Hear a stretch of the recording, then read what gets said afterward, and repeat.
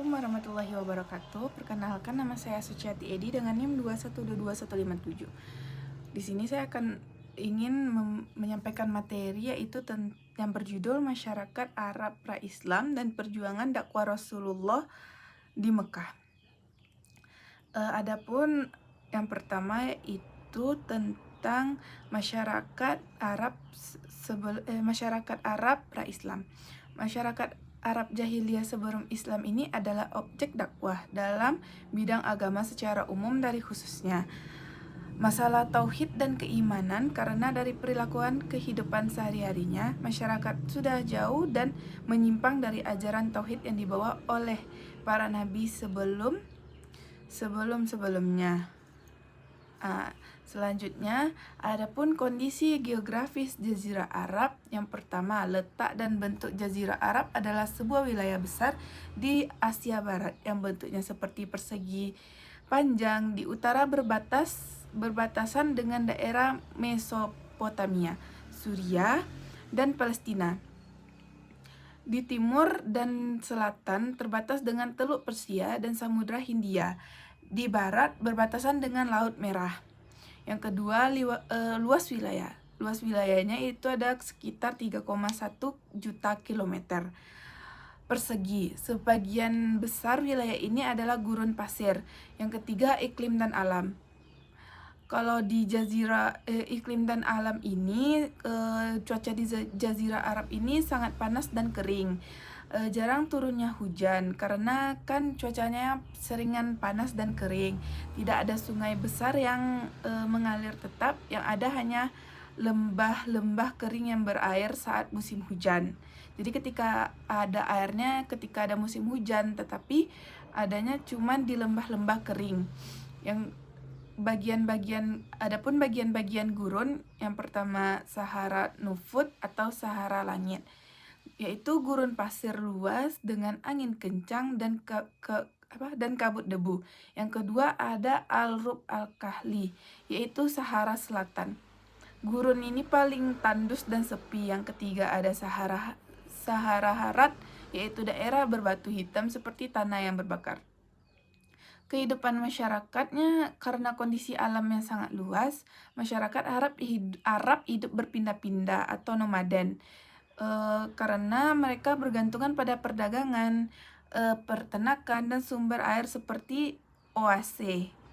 Kota penting yang ada di Arab yaitu Mekah, kota suci yang menjadi pusat perdagangan, dan Ka'bah berada di Mekah.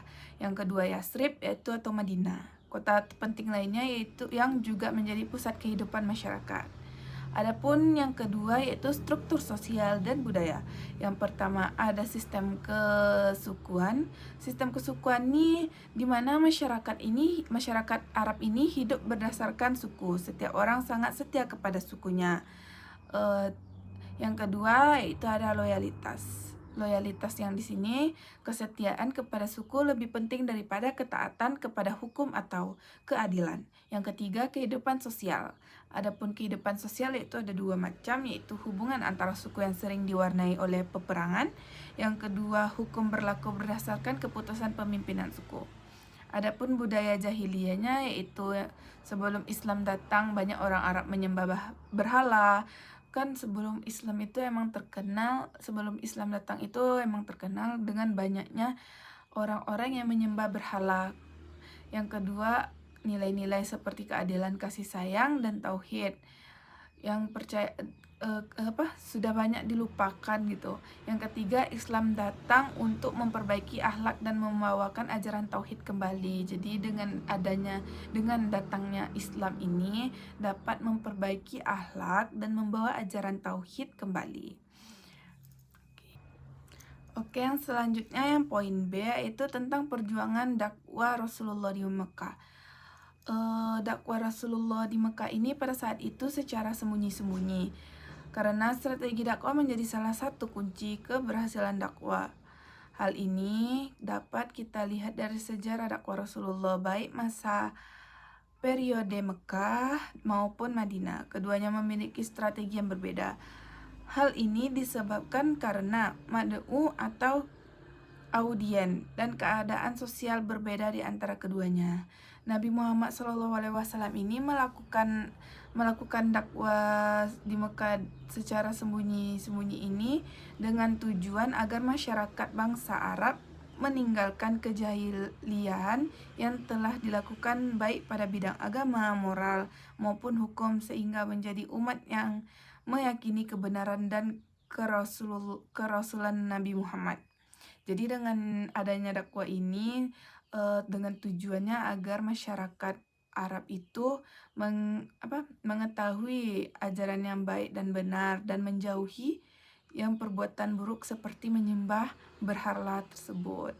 Adapun strategi yang dilaksanakan dan dilakukan oleh Nabi Muhammad SAW yaitu menyampaikan dakwah agar tercapai dakwah tersebut adalah dakwah secara sembunyi-sembunyi pada waktu Nabi Muhammad dalam menerima wahyu pertama, yaitu surah Al-Alaq ayat 1 sampai ayat 5. Nabi tidak langsung menyiarkan Islam, namun setelah turun wahyu yang memerintahkan Nabi Muhammad untuk melakukan syiar Islam yaitu surat Al-Mudassir 1 sampai 7, maka mulailah Nabi Muhammad SAW ini melakukan dakwah yaitu secara tersembunyi-sembunyi. Dakwah yang dilakukan oleh Nabi Muhammad SAW ini yaitu untuk manusia ini untuk menyembah Allah semata dan menyuruh meninggalkan berhala, karena berhala itu bagian yang dari sesat. Akan tetapi dakwah tersebut dilakukan secara rahasia atau sembunyi-sembunyi gunanya menghindari tindakan buruk orang-orang Quraisy yang fanatik dengan keyakinannya. Jadi karena ada yang fanatik dengan keyakinannya, makanya Nabi Muhammad SAW ini melakukan dakwah secara sembunyi-sembunyi. Yang kedua, dakwah secara terang-terangan. Dakwah Nabi SAW ini secara terang-terangan dapat menjadi tantangan dan ditolak oleh bangsa Quraisy. Jadi ketika Nabi Muhammad melakukan dakwah secara terang-terangan ini, yang ada dakwah Nabi ini ditolak oleh kafir Quraisy dengan alasan mereka tidak dapat meninggalkan agama yang telah diwariskan oleh nenek moyangnya.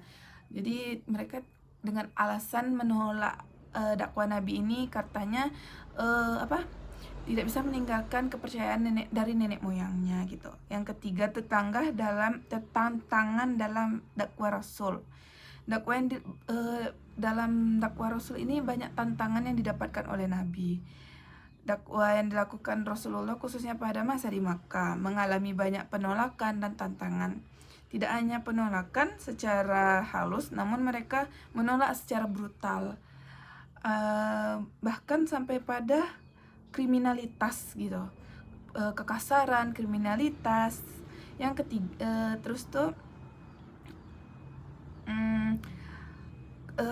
kaum Quraisy ini merasa terancam dengan ajaran Islam yang menekankan tauhid dan keadilan sosial, maka khawatir akan kehilangan pengaruh ekonomi dan sosial mereka jika ajaran Rasul diterima oleh masyarakat sekitar.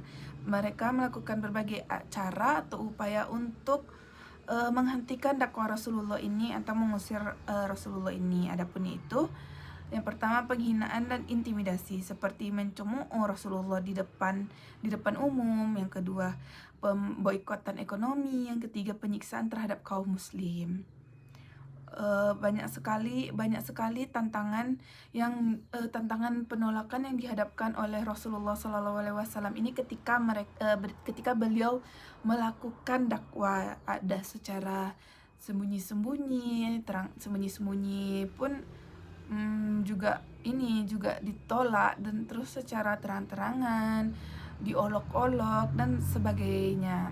Sekian penyampaian materi saya.